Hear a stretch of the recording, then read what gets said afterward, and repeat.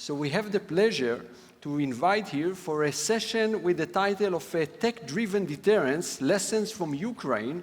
We have the pleasure to invite Simon Brünjes, the Managing Director of Land Systems Helsing.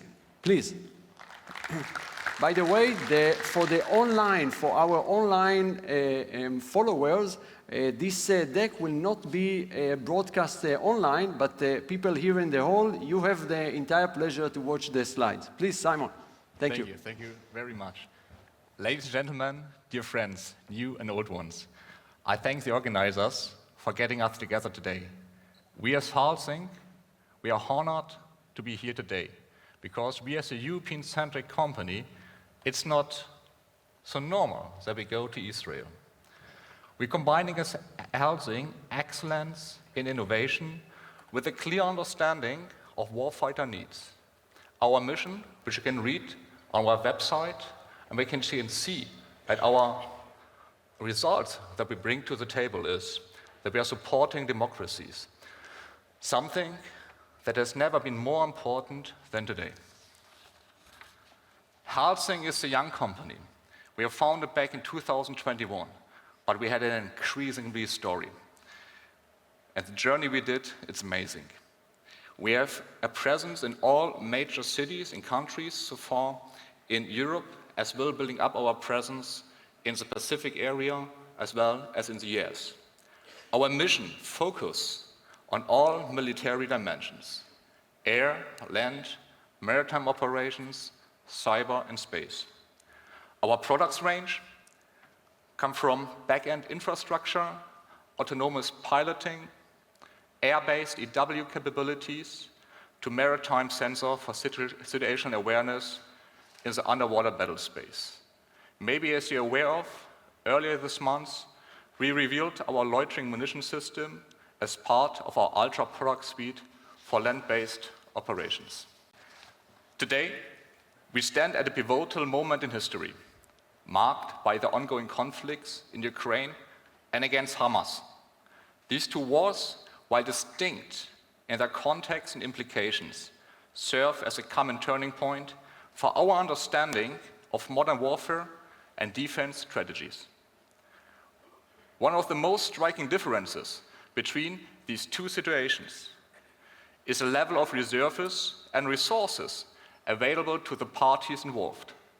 Israel, with its very robust military infrastructure and reserves, has been able to respond decisively to the threats.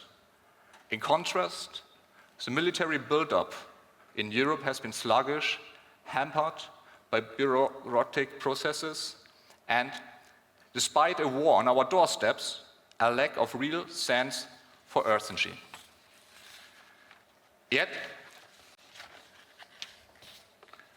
no matter how fast either of us are replenishing our arsenals, building tanks, and signing treaties with like-minded allies, there's a critical lesson that all democracies must fully understand if we are to prevail. Credible deterrence cannot be achieved through mass alone. It can be only achieved through superior systems and capabilities. As we look to Ukraine, we can draw valuable insights that can inform our approach to defense in Europe. It is possible to defend yourself against an aggressor that is superior in numbers if you are superior in technology. As Helsing, the Ukraine experience has taught us three essential lessons that implement across our work. First, deep tech is a game changer on the battlefield. Mass production of high-tech systems is possible, and lastly, adaptability is key. High-tech must come to the price of low cost. Allow me to explain how we came to these conclusions. Ukraine has shown us what it takes to push back a peer rival. We must draw the lesson for deterring at the eastern flank. As we all know, Russia conventionally outranks Europe as well as Ukraine. It has already started its war economy, so it can credibly resupply. It does not value life as we do in the Western world, as we do as democracies. It's a war of attrition. Moreover, war is a measure and countermeasure. And the countermeasure to our system is a W, everywhere. So, how Ukraine withstands a Russian invasion?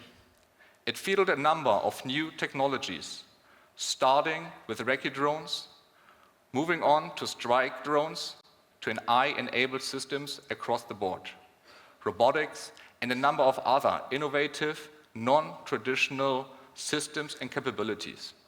So it's obvious to me that we have to learn from this lesson. Importantly, this does not mean that we incorporate these new systems into our armed force arsenal. It means that innovation must become core to our procurement efforts, not something buried in decade-long research and development studies. Second, we must prioritize mass production. The conflict in Ukraine has demonstrated that having a large quantity of effective systems can be just as important as having the most advanced technology. We need to streamline our production processes and ensure that we can deliver the necessary equipment and resources at scale, quickly and efficiently. Also here, we can learn from Ukraine. Munition and weapon systems are still the foundation of defensive and offensive operations. The major change is in the use of unmanned aerial systems for reconnaissance as well as for genetic effects on the enemy from both sides. Without producing these numbers en masse, warfare in Ukraine would look way different. Finally, we must consider the substitution of expensive hardware with software solutions. In the age where technology is evolving at an unmatched pace, we can leverage deep tech to enhance our military capability without the prohibitive costs associated with traditional hardware. This approach not only makes us more agile, but also allows us to allocate resources more effectively. Otherwise, deterrence by mass is not possible. The wars in Ukraine and against Hamas serve as a wake-up call for all of us. We must learn from this experience and adapt our strategy accordingly. By focusing on technology superiority through deep tech, mass production of affordable high-tech systems, and innovative software solutions to leverage and protect high-value assets, we can build a credible deterrent that ensures our security in a more and more world on fire. So, are we on track? Clearly not. We still have gaps to close. Europe is facing an existential gap in deterrence. We, Europeans, cannot yet deter effectively. We're still lacking mass. If we would have a war of attrition, we would need thousands of systems. But we're preparing for a war which we really don't want to fight. And for this war we don't want to fight, we have still 3 up to 5 years' time to deter and avoid that war. And still we are contending with electronic warfare, fragmenting our kill chains, separating sensor from decider and effector. And the common umbrella is also part of the multinational approach, what we're doing, which is also increasing the complexity to work together here as NATO. New concepts and new ways to bring in disruptive technologies in terms of technology is now nowhere faster than here in Israel. The speed of adaptation and incredible talent pool gives this wonderful nation a significant advantage over its opponents. The war against the terror of Hamas and Hezbollah shows also that war comes to a price. It takes a lot of money that we don't want to spend. It takes industrial capacity that we don't have. And it takes human lives that we, as democracy, rightly value. So the question is, how long can we afford this way of doing it? With this understanding, Helsing is contributing to reinvent dominance and deterrence for democratic countries. Specifically, in land-based operations, we will add lethality that deters effectively. We are providing intelligence aerial swarms for targeting that use autonomy to navigate and localize targets, adding speed. Enhancing long-range strike capabilities, be it artillery for fire correction to save artillery rounds, even precision artillery rounds, and ultimately human lives, or through mass production of precision strike drones. Either way, we close the kill chain against time-critical targets effectively. Let me be clear, I'm not arguing for a simple upgrade of what we have in terms of quality alone. This is also about quantity, talking about mass. We need to leverage the scarce human factor with technology. This is, as I said, about mass, but real mass, speaking about thousands.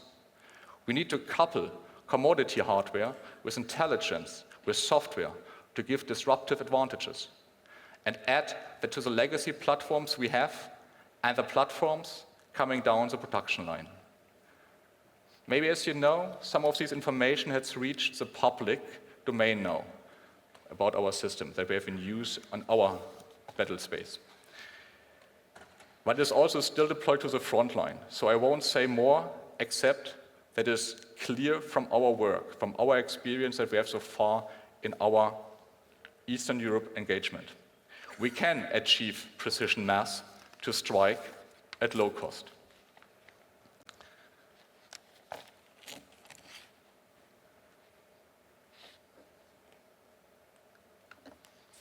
But this requires a shift in mindset from a focus on individual, manual labor-intensive solutions to a broader strategy that emphasizes automatization and reliability. This simplification of system designs need to also implement a new way of software and artificial intelligence. New levels of performance on small infrastructure are the biggest breakthrough of AI, empower more capabilities to the tactical edge. This leads to a significant reduction of needed hardware resources, especially in the electro-optical domain. Helsing combines production automatization and AI-empowered economical hardware for creating precision mass to strike at low costs. As I said in the beginning, peace comes to an end in Europe. Also, tension is growing in the Pacific, with unpredictable outcomes for us Europeans. As Helsing, we cannot truly support democracies as our mission without reaching our hands out to these parts of the world, which are sharing the same values and are being under attack at the same time. And as much as I welcome the expression of solidarity for Israel on German streets, it takes way more than only verbal declaration. Hence, I understand this wonderful opportunity here today exactly like that, to reach out to you how we as Helsing can contribute to Israel's security with our technology. Let me make this clear. Our values as Helsing commit us to support Ukraine and defending NATO's eastern flank. Likewise, with equal dedication and commitment, we understand the defense of Israel as an obligation to us and say with a very strong and clear voice, Am Israel Chai. I believe